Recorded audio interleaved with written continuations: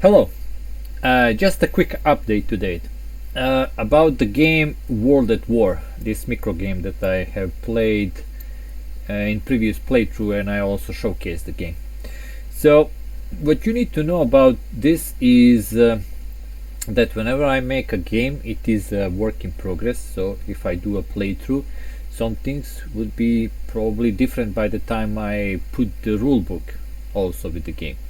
So this little update is just to show you what are actual changes. So as I played more and play tested, I changed some. I didn't change anything on the cards. Cards are still the same, but I did change how some of these actions work.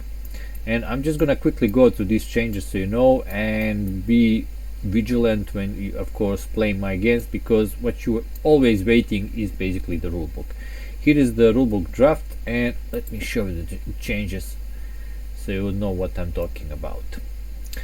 So here are all the actions. Extract oil, basically that's that little action with the barrel icon. Increase your oil, that no changes there. When you activate industry, you have three options. Decrease your industry to increase one of your units, okay? Increase your industry, or decrease your industry by 2 to increase your national strength. No changes there too.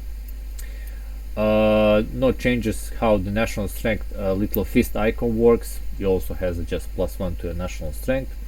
Bomb rates, you can decrease enemies industry with the bomb rate, you can decrease its national strength by 1, or you can roll a d6 and apply decrease of -1 based on that roll. This is the new thing, espionage and sabotage. The little icon, let me show you here. This icon here it is. So previously you would just roll a die and decrease something by 1, but now I change it a bit. So now you have two options. You can even out, this is important, even out value of one of your unit strength with the strength of a same enemy unit. So what gives you what option now you have with the espionage? So basically, let's say this guy has air force of 3 and your air force is 0 or so non-existent or 1. With this little icon here, I can even out, either decrease his to 1, so we are even. Basically I done some sabotage, so now his air force not that great, or I managed to stall his secret, so now I get 3. So basically we just even out the strengths. Pretty important change for the espionage. The other one is roll a d6 and apply decrease of -1 based on that roll. Okay, so that's like a bombing. Resistance, that's a little icon with the fire. Decrease your national strength by 1 to more advantage. That didn't change. Technological upgrade, again you have two options. You may increase by 1 2 different values on your national card.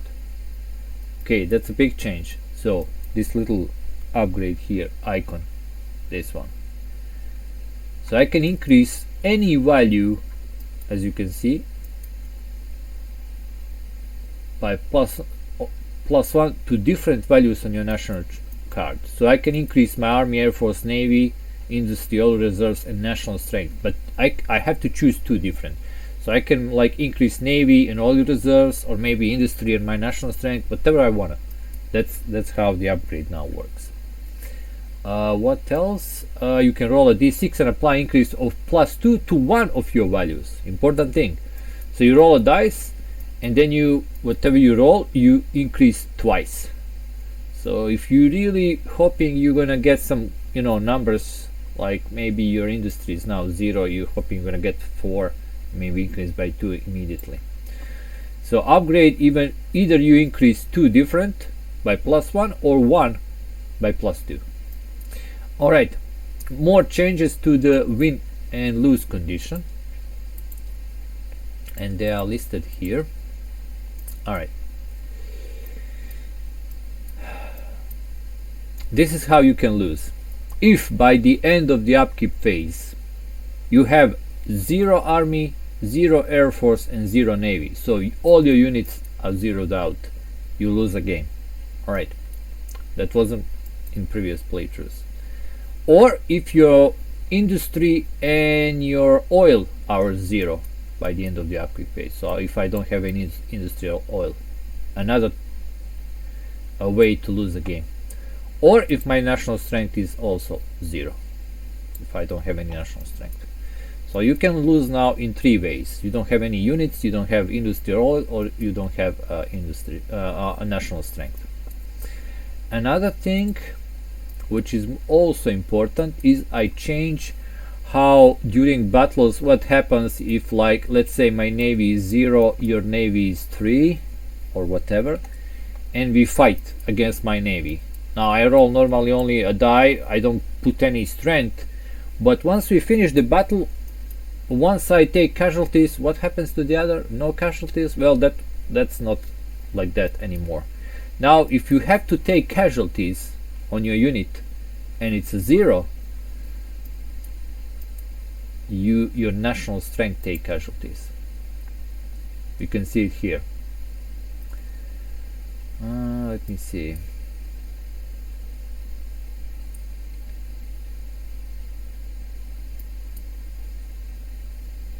If you can't decrease the unit strength because it is already 0, decrease your national strength by -1. So your national strength take those casualties basically.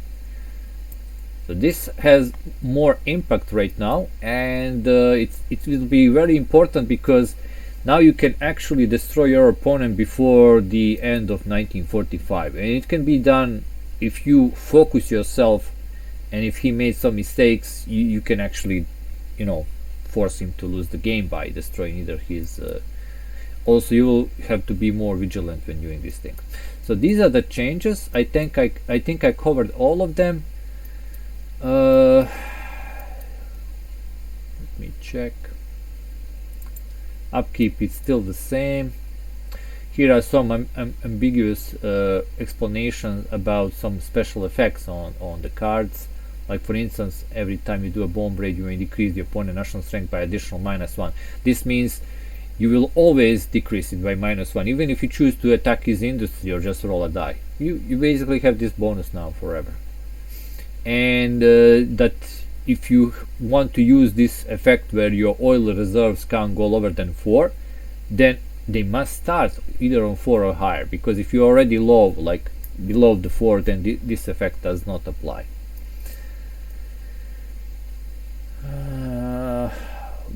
By the way, we have 3 tiebreakers. If for some reason both of you have the same advantage, the first tiebreaker is always his national strength, the second is oil, so how much oil you have, and the last one is industry.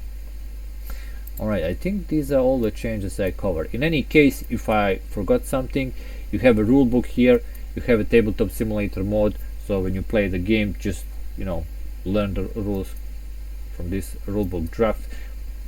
I'm probably not gonna change this.